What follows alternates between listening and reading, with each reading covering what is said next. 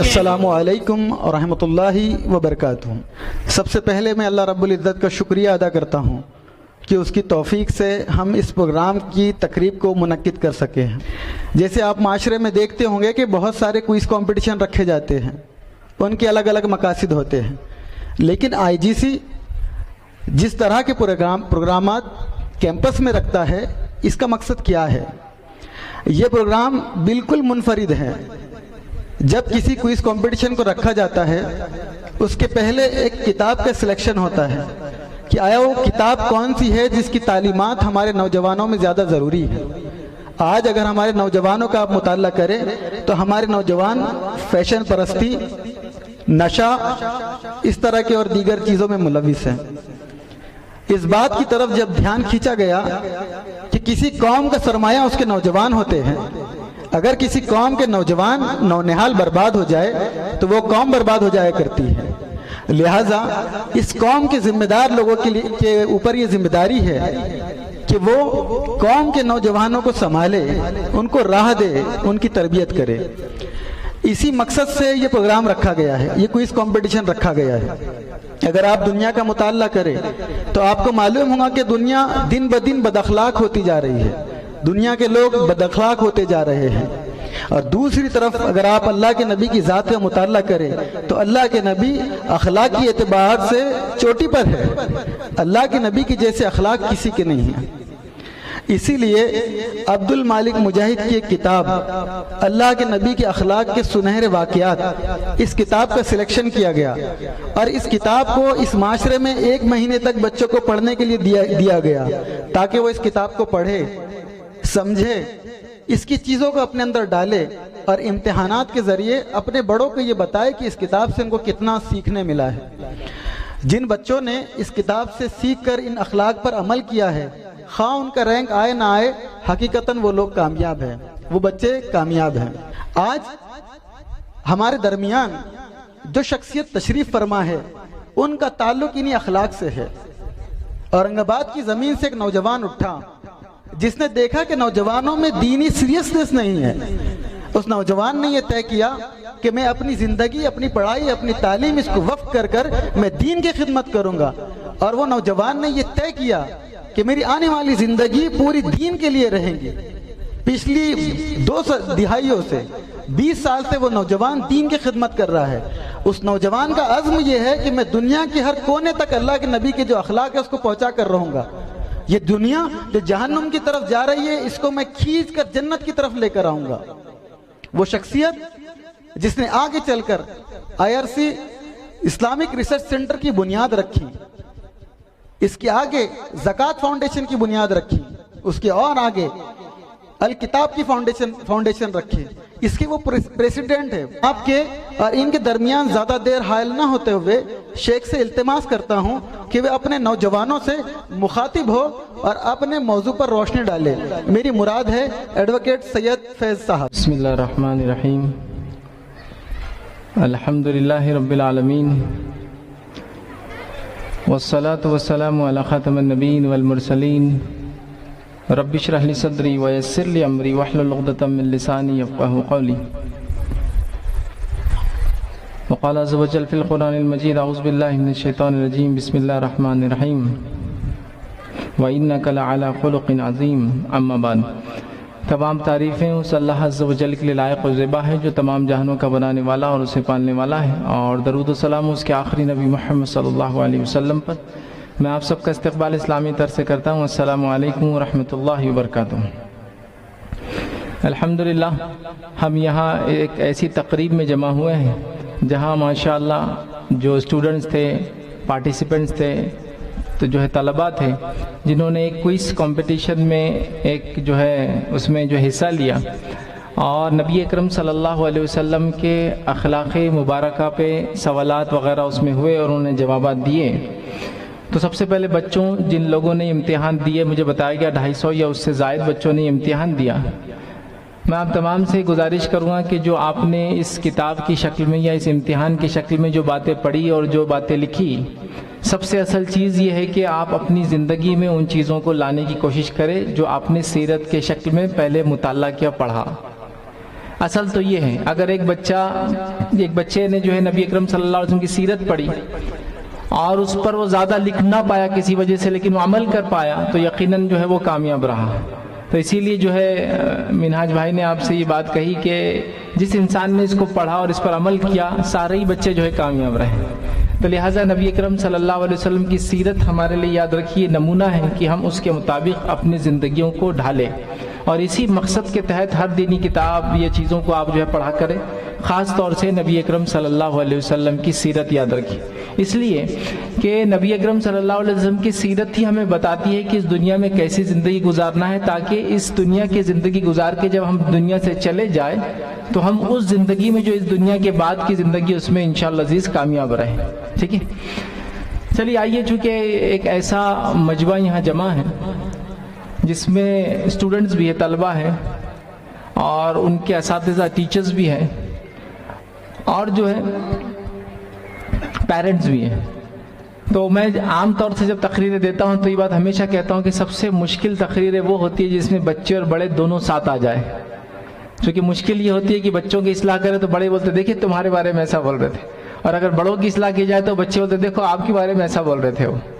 بہرحال میں اس تقریر میں دونوں کے لیے تھوڑی تھوڑی باتیں، تینوں کے لیے، بلکہ بچوں کے لیے کچھ باتیں سب سے پہلے، اس کے بعد ان کے والدین کے لیے کچھ باتیں، اور تیسری اساتذہ ٹیچرز کے لیے، تینوں کے لیے بہت مختصر باتیں رکھوں گا۔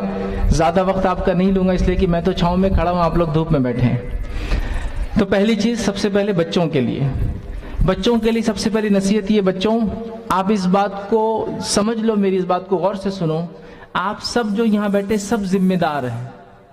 کوئی بھی آپ میں سے بچے آپ عمر کے حساب سے ہیں، لیکن آپ ذمہ دار ہیں۔ کیسے ذمہ دار ہیں؟ آئیے 4 واقعے چھوٹے چھوٹے سناتا ہوں، آپ سمجھ جائیں گے کہ آپ کتنے ذمہ دار ہیں اور آپ کو کتنا ذمہ دار ہونے کی ضرورت ہے۔ آئیے پہلا واقعہ میں ایک ایسے نوجوان کا آپ کو سناتا ہوں جن کا نام جو ہے عبداللہ بن عمر رضی اللہ عنہما ہے، اور جن کے تعلق سے ہم جانتے ہیں کہ آپ کا فقہ، دین کی سمجھ سب سے زیادہ مشہور ہے، یاد رکھیے۔ بلکہ دنیا کے جو بڑے بڑے فقہ چلتے ہیں ان کے اندر عبداللہ بن عمر رضی اللہ عنہما کا قول بڑا مشہور اور معروف ہے کہ انہوں نے کسی مسئلے پہ یہ رائے رکھی تو اس کو لے لیا جاتا ہے۔ اب میرا بچوں آپ سے سوال یہ ہے کہ عبداللہ بن عمر رضی اللہ عنہما کتنی عمر کے تھے، ان کی ایج کتنی تھی جس عمر میں انہوں نے اتنا علم، اتنا ہنر، اتنا فقہ، اتنی دین کی سمجھ حاصل کی؟ کیا آپ میں سے کوئی جانتا ہے کہ عبداللہ بن عمر رضی اللہ عنہما کی عمر جب نبی اکرم صلی اللہ علیہ وسلم کی وفات ہوئی کتنی تھی؟ ہم لوگ یہ سمجھتے ہیں کہ شاید وہ 30 سال، 40 سال، 50 سال نبی اکرم صلی اللہ علیہ وسلم کی صحبت میں رہے ہوں گے، پھر علم سیکھا ہوں گا، پھر ہنر حاصل کیا ہوں گا، پھر اس کے بعد بڑی مشقتیں کی ہوں گی، اس کے بعد جو ہے وہ اتنے بڑے اونچے عالم بنے ہوں گے۔ نہیں، یاد رکھو بچوں، انہوں نے اپنی زندگی کا صحیح استعمال کیا تھا، اپنی عمر کو صحیح ڈھنگ سے استعمال کیا تھا، اور جب نبی اکرم صلی اللہ علیہ وسلم کی وفات ہوئی تو عبداللہ بن عمر رضی اللہ عنہما کی عمر 19 سال تھی، یاد رکھیے۔ کتنی تھی؟ 19 سال۔ اب 19 سال بولے تو یہ سیکنڈ ایئر کے طالب علم ہوتا ہے۔ سیکنڈ ایئر سمجھتے نا، جب 12ویں پاس ہو کے انسان کالج جاتا ہے تو اس کا فرسٹ ایئر، سیکنڈ ایئر، یہ اس بچے کے لیے جو ڈائریکٹ جائے، مطلب 10ویں 15 سال میں پاس کرے، 12ویں 17 سال میں پاس کرے تو، اور جو ہمارے بھائی بچے جو ہے ذرا ایک ایک کلاس کو ڈبل مضبوط کرتے ہوئے آگے جاتے ہیں، ایک 2 بار رکتے ہوئے، تو پھر وہ تھوڑا سا لیٹ ہو جاتے ہیں۔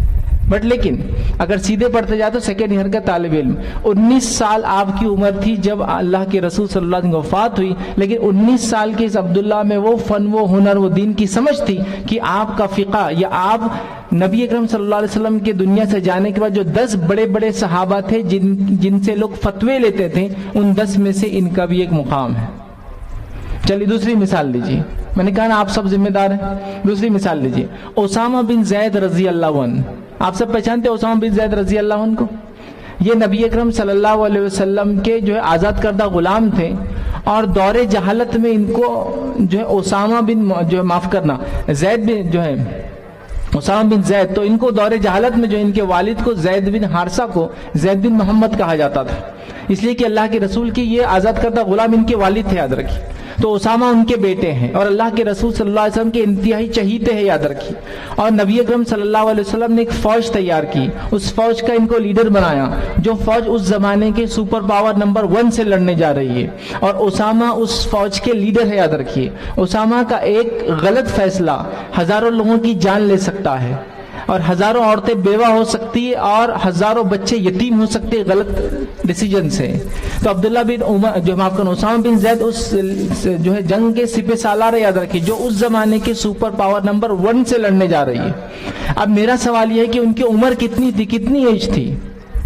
ہوتا ہے نا جنگوں کی بات سنتے ہیں تو کسی جنرل نے اپنی زندگی لگا دی, وہ اچھا فوجی رہا, اس نے فلاں کیا, 40-50 سال کی عمر میں اس میں وہ ہنر پیدا ہوا کہ وہ جنگ کا ذمہ دار بنا. تو میرا یہ سوال ہے کہ اب اسامہ بن زید کی عمر ایج کتنی تھی جب اللہ کے رسول نے ان کو سپہ سالار بنایا اس جنگ کا؟ کیا آپ جانتے ہیں؟ ان کی عمر تھی 17 سال. کتنی؟ 17 ایئر. 17 سال مطلب 12ویں کا طالب علم. مجھے بتایا گیا کہ 12ویں کے بچوں نے بھی امتحان دیا, اور میری باتیں سن رہے بہت سارے ایسے بچے جو اس عمر میں ہیں. لیکن آج یاد رکھیے بچوں, چونکہ آپ کو آپ کی عمر کی اہمیت نہیں بتائی گئی, آپ کو صرف بچہ ہے بول کے بڑا کر دیا گیا.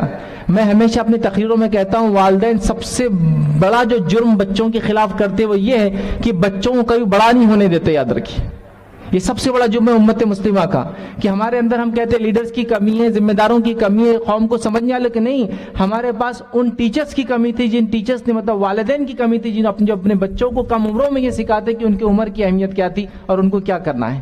ہم صرف بچوں کی بولتے تم نہیں کر سکتے, یہ بولتے بولتے وہ بڑا ہوتا رہتا تو وہ خود سوچ لیتا ایک دن کہ میں نہیں کر سکتا ہوں.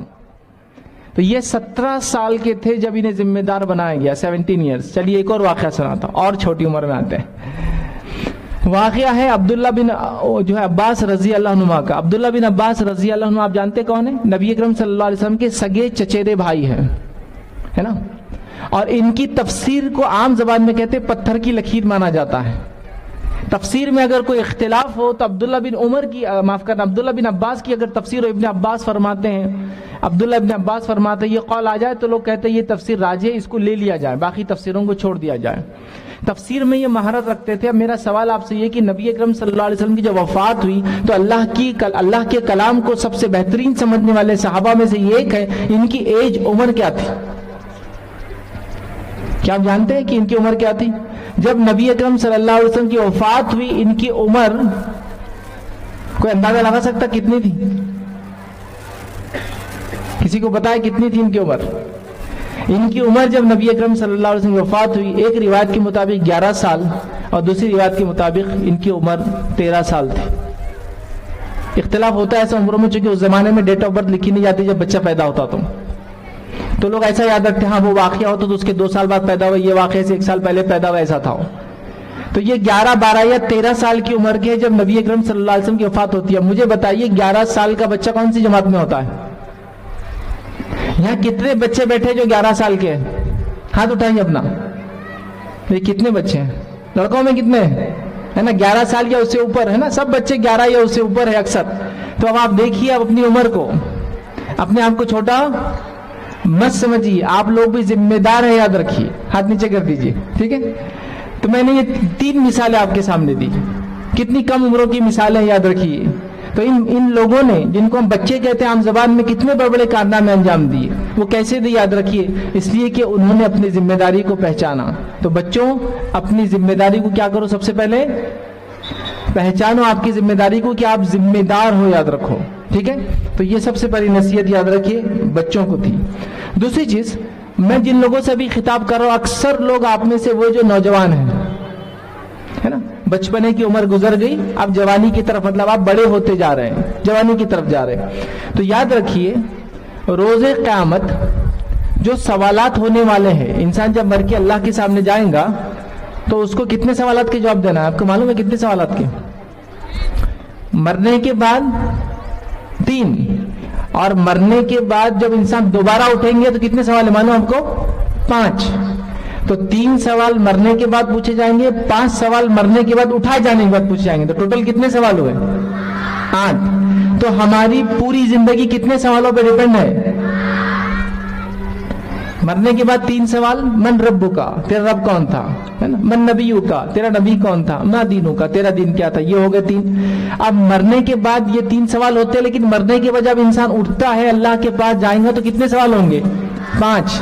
پہلا سوال زندگی کہاں لگائی, دوسرا سوال جوانی کہاں لگائی, تیسرا سوال علم کتنا حاصل کیا اور کتنا عمل کیا, چوتھا سوال مال کتنا کمایا دنیا کے اندر, 5واں سوال مال کہاں خرچ کیا.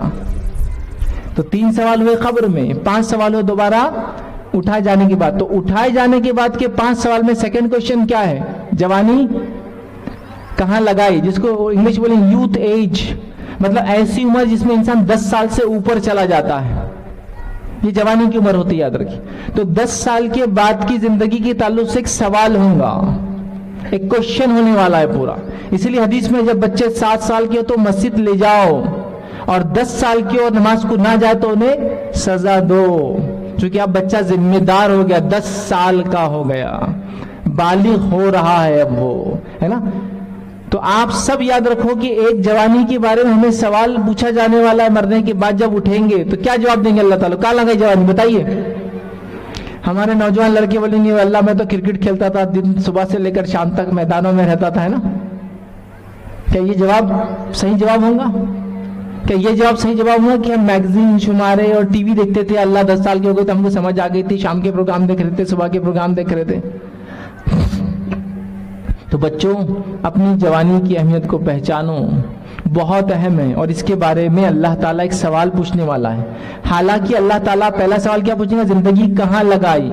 زندگی میں جوانی بھی شامل ہے نہیں ہے، لیکن اس کے بعد بھی ایک الگ سوال ہوگا، چونکہ یہ زندگی کا بڑا اہم مرحلہ یاد رکھیے.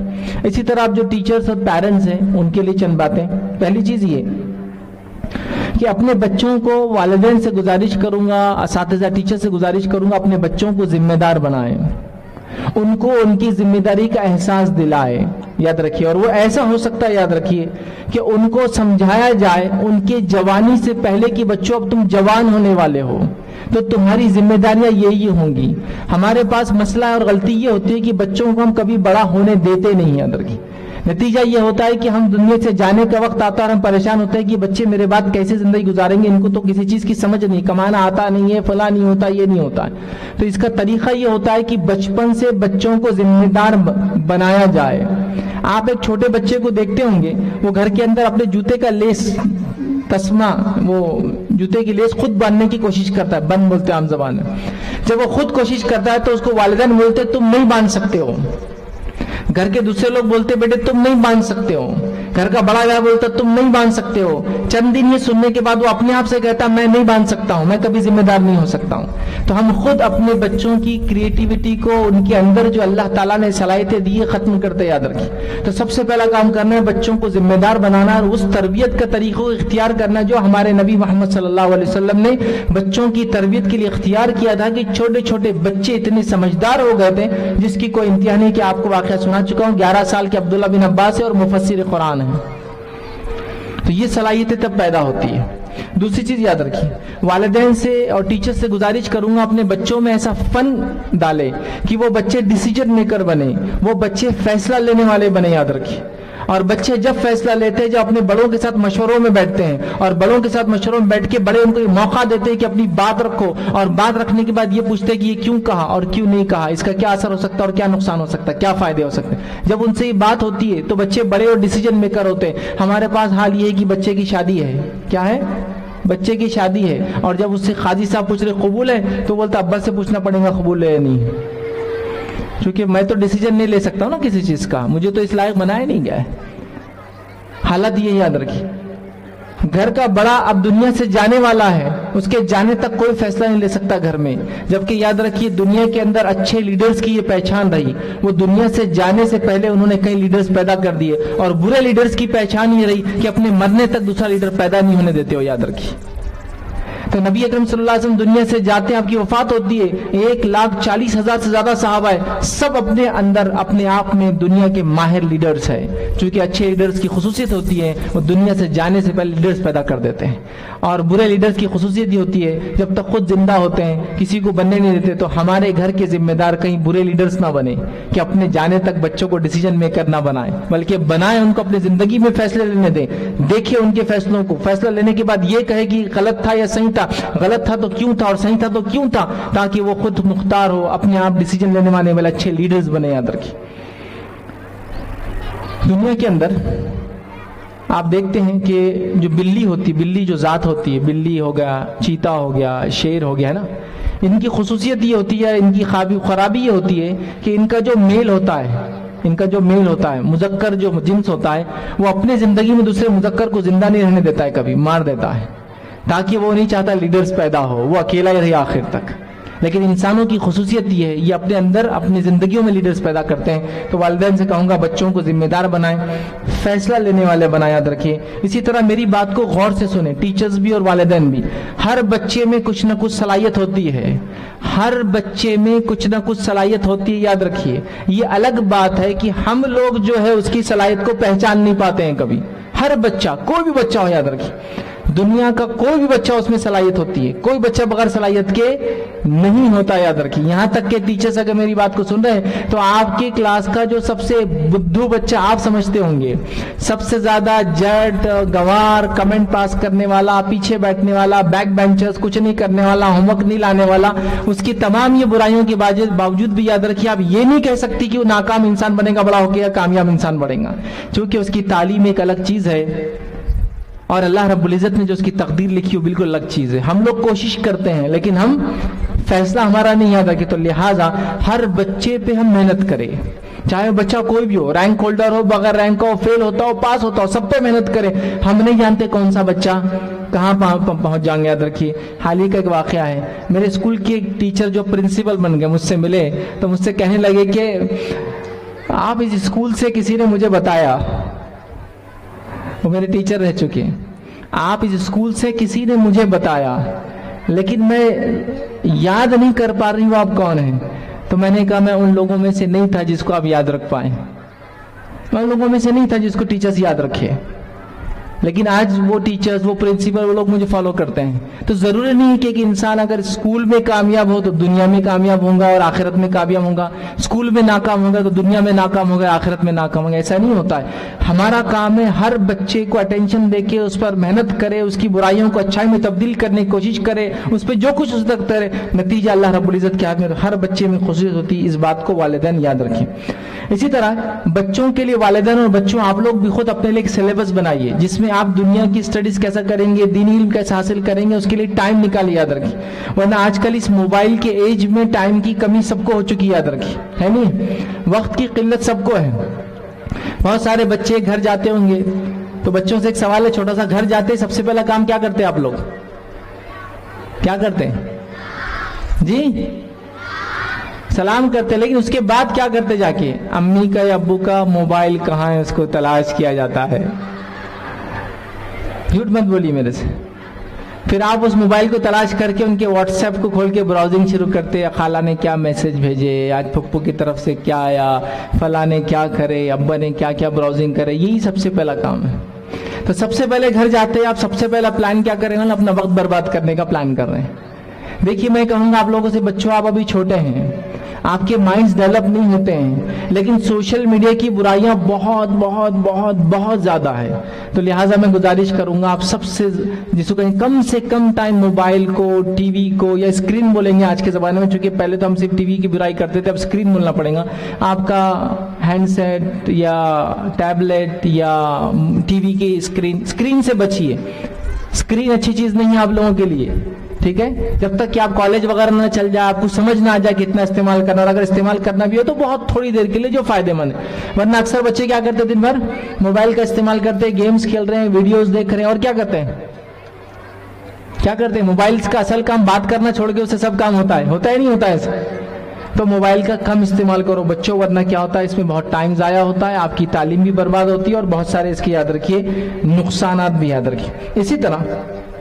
اسی طرح اگر یہاں وہ لوگ ہیں جو والدہ ہے، بچوں کی مائیں ہیں، تو ان کو میں نصیحت کروں گا بچوں کے تعلق سے خاص طور سے، وہ یہ ہے کہ آپ کا بچہ آپ کا خواب ہوتا ہے، یاد رکھیے۔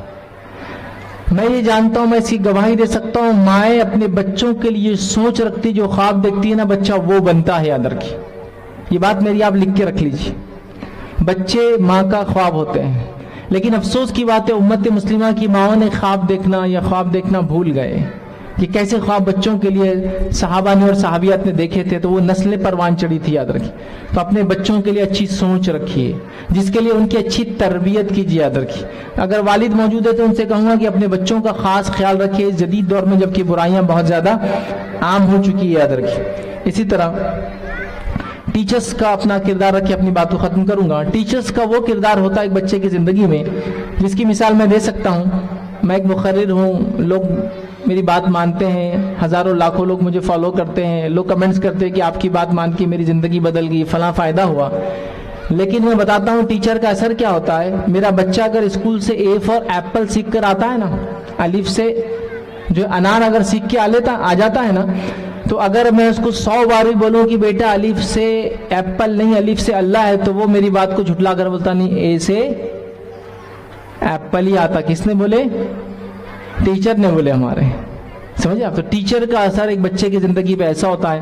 تو ٹیچرز اپنا صحیح اثر بچوں پر ڈالے تاکہ یہ بچے آگے چل کے یاد رکھیں. جب تک آپ کے دیے ہوئے ایجوکیشن یا آپ کے دیے ہوئے علم پر عمل کریں گے, انشاءاللہ عزیز ان کی دنیا بھی سنوریں گی, آپ کی دنیا بھی سنوریں گی, اور آخرت میں بھی انشاءاللہ عزیز کا اجر اور ملے گا. یاد رکھیں. تو یہ چند باتیں تھی, یاد رکھیں, جو میں نے مناسب سمجھی. چونکہ ایسے مختلف قسم کے لوگ موجود تھے یہاں, جہاں بچے بھی ہیں اور بڑے بھی ہیں, ٹیچرز بھی ہیں, اساتذہ بھی ہیں, لیکن چونکہ ماحول تھوڑا سا میں اندازہ لگا رہا ہوں کہ گرم ہے, تو میں نے چند باتیں بہرحال کوشش کی آپ کے سامنے رکھوں.